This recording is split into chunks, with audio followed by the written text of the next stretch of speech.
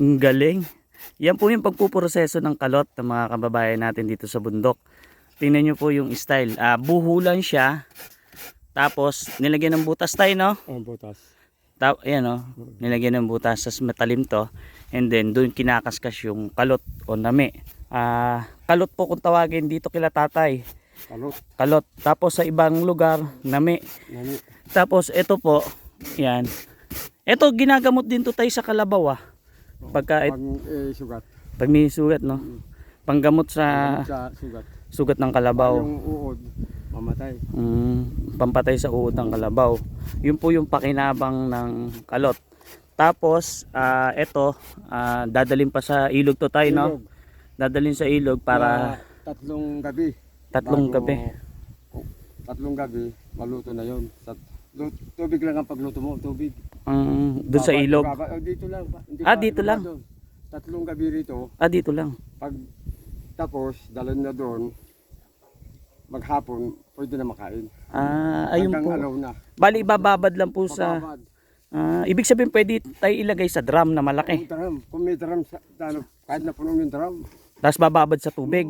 Tatlong gabi. Sako. Sako? Sako. Paano sako? Kuha mo sa sako. Isinasako nyo. Tapos saka ilalagay sa tubig. Ayun.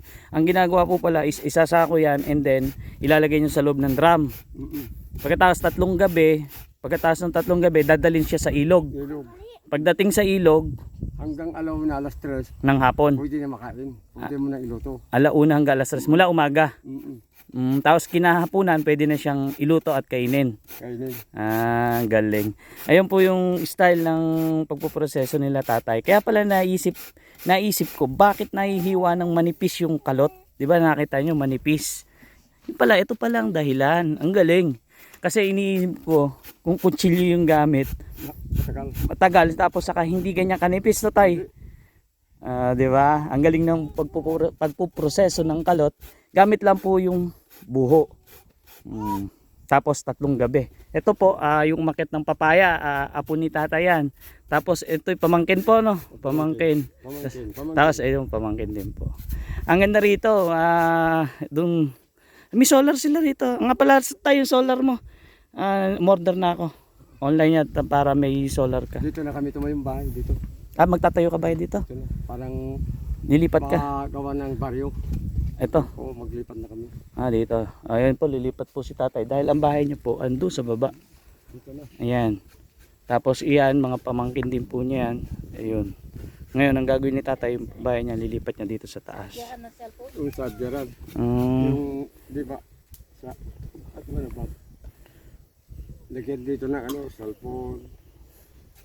Wifi. Wala pong wire dito. Charger lang po yun mula sa ilaw, sa araw yung solar. Ito po yung style ng umaano siya sa kamay. Yan. Yan po yung kalot at ganyan po yung paghihiwa ng kalot. Ang galing